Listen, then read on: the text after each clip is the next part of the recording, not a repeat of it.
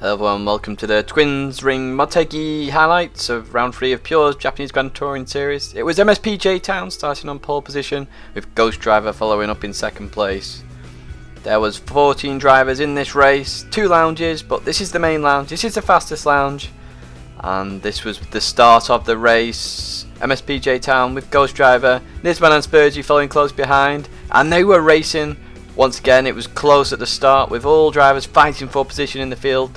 People moving up and down in the field, and Ghost Driver and Nisman there were fighting for second place, but MSP Town kept the lead as they continued on into this lap.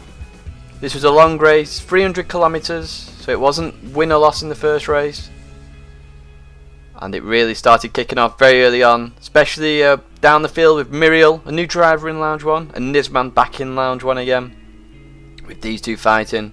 Outlaw was there as well, to really put his name into the hat in this championship, with some excellent moves throughout this race. As we saw there, he overtook Muriel to take 5th position. Tony was then having to push really hard because he qualified much further down the field, and it was Tony who was making the moves, going around the outside of drivers, around the inside of drivers, and as you can see here, Tony then overtook Outlaw to take that 5th position and to then try and push on to stay in this championship. It was Nisman and Tony then who had a battle for 4th position. When Tony had taken it, Nisman came back at him to try and take that position back, but Tony then kept that position. And they continued to race round, and this was a real close battle right at the start of the race between Tony and Nisman. Tony was the one that was going to be involved in most of the battle in early on, as we see Outlaw coming back at Tony. As Tony was really pushing on, his tyres were having a bit more wear than everybody else's, and this could be seen when people came back at him a bit further on into this first stint. With it being such a long race, of course, pit stops were inevitable. As we see Tony here come round and jump straight into the pits, going on a completely different strategy to everybody else. Remember, this is only lap 7 of 63, and Tony came in early, trying to break away from the field, doing the cutback to get out of the battle and just put some fast times in. Costas B, a new driver to the championship, was having a really close battle with Lazarus Cool and Diggy for that 7th position, as they were going around. Very close racing between these guys. And Costas B is a privateer as well, so he's racing for himself, has no team orders, and can just really put down his skill level.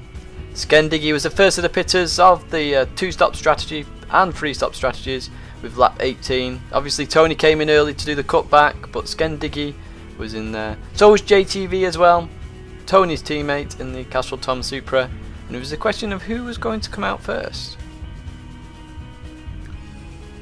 So we can see there Diggy did come out first in this pit stop, and then it was Nisman who then pitted next. And this is all about strategy as well. Now, because they're pitting on lap 20, as you can see, it's a third of the way through the race. Tony was pushing on, overtaking Phaedrus there when Phaedrus made a mistake. But people then started coming in, and the strategy was 2-stop strategy, 3-stop strategy, how much fuel you put in. Everybody came in with J-Town really. Ghost Driver and Spurgey came in together. 1, 2, 3. Muriel was the one that stayed out though. And this was key to a different strategy to everybody else. And Muriel would take the lead. Outlaw had a different strategy to everyone. He did come in, but he didn't fill up as much as everybody else. Remembering 0.6 seconds per litre of fuel, he didn't fuel as much. As you can see there with J-Town having a much bigger fuel tank, and it meant Outlaw was now racing MSP J-Town for position.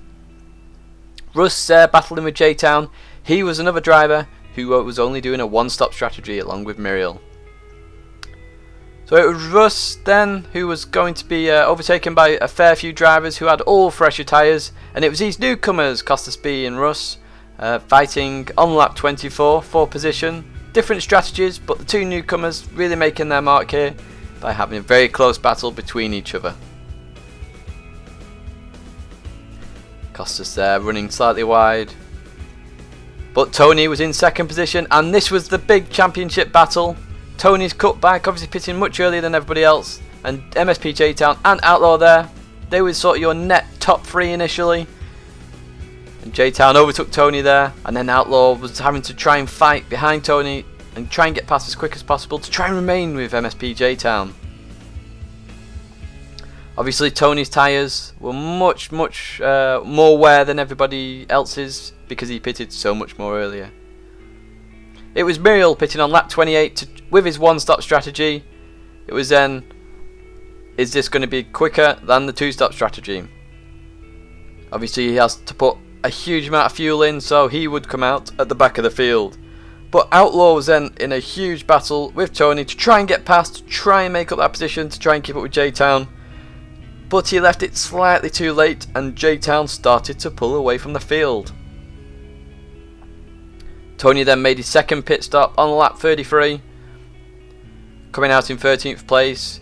And now it's a question of, is Tony going to stay to the end of the race or is he going to pit one more time?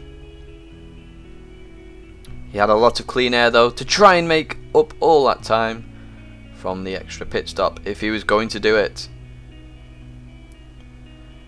Tony then raced round, and unfortunately for him, Tidgney had pitted and come out in front of him, and this would be the downfall of Tony's strategy because he then struggled to get past Tidgney. They'd been in an epic battle for quite some time. Outlaw then made a pit stop and had to fuel up a lot more than everybody else and came out much further behind than everyone else initially. Costa Speed making the jump on Loza is Cool. That was purely pit stop strategy, and the privateer came out ahead of Loza is Cool. So Loza then had a lot of battling to do, but it then was Ghost Driver and Nizman who had made the right call with fuel. They had very different fuel in there. They'd both done 2 stops. And it was a question of, did Ghost put too much in or did Nizman put not enough in? We'd soon find out later on in the race. We went through the field, checked the fuel to see who had done what. MSP J-Town and Spurgey pitting at the same time again. MSP J-Town making sure he's got a sensible strategy to then try and win the race from first position, where he came out and had a lot of clean air. It was then, where is Spurgey going to come out? Before all the pit stops he was third. He came out behind Outlaw. Outlaw's pit strategy, where he was behind MSP J-Town for some time, really helped him out, and he came out ahead of Spurgey, and Outlaw could really put his foot down then, as he had no more pit stops to do. As you can see, Outlaw was fighting with Muriel. Muriel on the one-stop strategy. Outlaw with fresher tyres, trying to make the move on Muriel to get past, to keep up the time difference between him and Spurgey. And Muriel fought it. He didn't really want to fight it really. He wanted to try and keep as much time as he could because he's on a different strategy. And that also meant now that he was going to fall into Spurgey's hands very, very quickly, as we see the yellow hat come into screen. And there you go, a few laps later, it was Spurgey on Muriel. For Spurgey to take that 5th position away from him. And Muriel was then trying to fight the tyres for the next few laps because, of course, Muriel had a long way to go. JTV was our first retiree, retiring on lap 47, just staying in the pits there, out of the way. That was a Castrol Supra out of the race. Tony was then having a fight with Muriel, and Tony took that position. Muriel the one stopper, Tony on a different strategy as well to everybody else. Costa Speed was also closing up on these guys as well. Loza is Cool, getting past those two, then was fighting with Tony. Tony on a different strategy. Loza was really fighting through the field and made a position up on Tony. And Loza gaining 7th position there. Loza is one of these that comes really at the end of the race, but then we saw Tony retire on lap 51. He pulled over, let a few cars by, and then decided to find himself a place where he could just park the car up. So that was Tony retiring, and that would mean MSP J-Town would further increase the championship gap between 1st and 2nd. Loza is Cool once again moving up the field, was then fighting for 6th position with Tidgney, and he made a move coming to the sharp right-hander. Tidgney would try and defend around the outside. It would be the inside, but Loza would then go round the outside to take that 6th position from Tidgney, and he would have to fall in behind.